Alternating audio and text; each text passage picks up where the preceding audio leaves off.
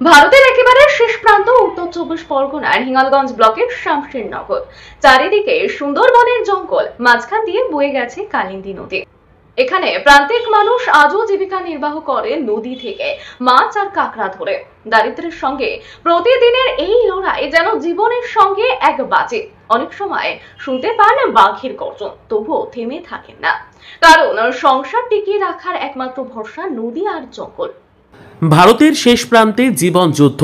সুন্দরবনের জঙ্গল থেকে মাছ কাঁকড়া ধরেই বেঁচে থাকা শামশেরনগরের মানুষ।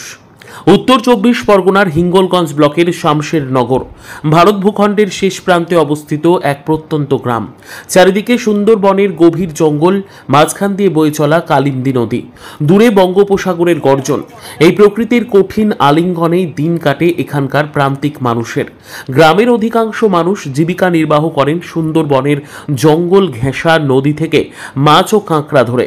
আবার ঝিঙেখালি ফরেস্ট আধিকারিকদের অনুমতি নিয়ে অনেকেই গভীর জঙ্গলে যান মাছ ধরতে। তবে অধিকাংশ গরিব মৎস্যজীবী নৌকা ভরসা করে জঙ্গলের ধার ঘেঁষা নদীতে মাছ আর কাঁকড়া ধরে। দিনের শেষে হাতে যা আসে তা দিয়ে কোনোভাবে চলে সংসার। চালানো খুব দুষ্কারের মধ্যে চালাতে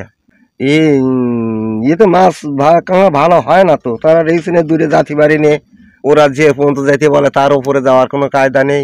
ভয় করলো কি করবো, পেটের জ্বালায় যেতে হবে। তবে এই জীবিকা যেন জীবনের সঙ্গে এক ভয়ঙ্কর বাজি। জঙ্গল লাগোয়া নদীতে নেমে মাছ কাঁকড়া ধরতে গিয়ে প্রায়ই তারা শুনতে পান বাঘের গর্জন। বন দফতরের উদ্যোগে জঙ্গলের ধারে নিরাপত্তার জন্য জাল দিয়ে ঘেরা থাকলেও ভয় কাটে না, কারণ প্রতিদিনই দারিদ্র্যের সঙ্গে লড়াই করে তাদের জীবন ও জীবিকা টিকিয়ে রাখতে হয়। স্থানীয়রা জানান, যতটুকু আয় হয় তা দিয়ে পরিবারের মুখে অন্ন জোটানোই যেন সবচেয়ে বড় সাফল্য।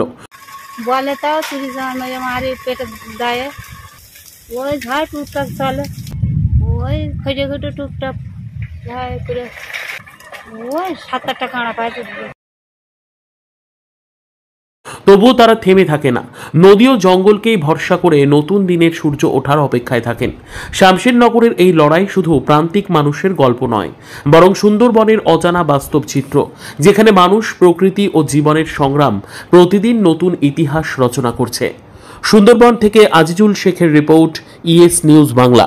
সরকারি সুযোগ সুবিধায় জঙ্গলে বিশেষ করে যে মৎস্যজীবীর কার্ড, সেটা তো আমাদের যেটা দিয়েছে সেটা মানে বড় লোকের যেটা আর কি, যার দ্বারা কোনো সুযোগ সুবিধা হয় না। আচ্ছা, সেই কার্ডটাই আমাদের দিয়েছে, যার জন্য আমরা কোনো মানে মৎস্যজীবীর কার্ডে কোনো সুযোগ সুবিধা পাই। তো এই জঙ্গলের ভেতরে যাচ্ছেন, বিপদ তো আসতে পারে, বাঘ তো আসতেই পারে, তখন আসতেই পারে, কিছু করার নেই, তখন সামনাসামনি মুখোমুখি হতে হবে, আর কি করা যাবে।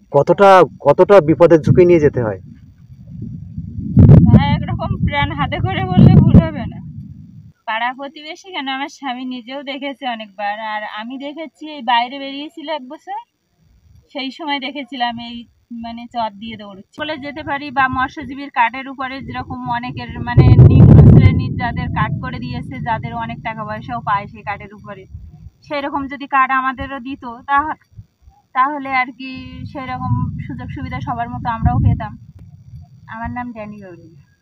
আমরা নদীতে ওই জঙ্গলের সাইডে যাই, মাছ কাঁকড়া মারি, মাছ কাঁকড়া নদীতে। নদীকে এদিকে গেছে তোমার রায়মঙ্গলে বেরিয়ে গেছে, আবার বঙ্গোপসাগরে কেটে বেরিয়ে গেছে।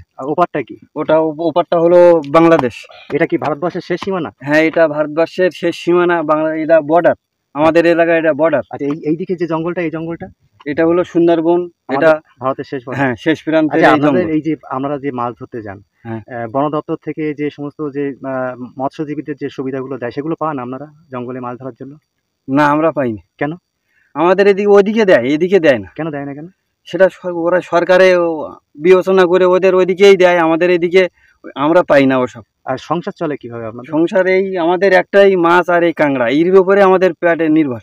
আচ্ছা, আপনারা যে মাছ ধরতে যাচ্ছেন এই জঙ্গলে, কত বিপজ্জনক, ঝুঁকি নিয়ে, জীবনের ঝুঁকি নিয়ে, মাঝে মাঝে তো বিপদও আসতে পারে। হ্যাঁ, সুন্দরবনের টাইগার আছে তো। আপনারা তো দেখেছেন কোনোদিন? আমি দেখেছি ৫-৬ বার। মানে কিভাবে দেখেছেন? ওটা ও জঙ্গলে চলতে ফিরতে দেখেছি, ৩টে একসাথে চলতে দেখেছি, ৩টে টাইগার একসাথে। তারপরে আমরা ওটাকে টাইগারকে সামনে রেখেছি, রাখার পরে আমরা পিছনে আস্তে আস্তে বাইরে বেরিয়ে এসেছি জঙ্গল থেকে। আমাদের এই জঙ্গলে মৎস্যজীবীর কার্ড হলে ভালো হয়, আমরা সচরাচর যেন চলতে পারি জঙ্গলে। সে কার্ডটা কোনো আমাদের মূল্য নেই। আমার নাম গোপীনাথ বাউলিয়া, বাড়ি বাড়ি শমশেরনগর 4 নম্বর।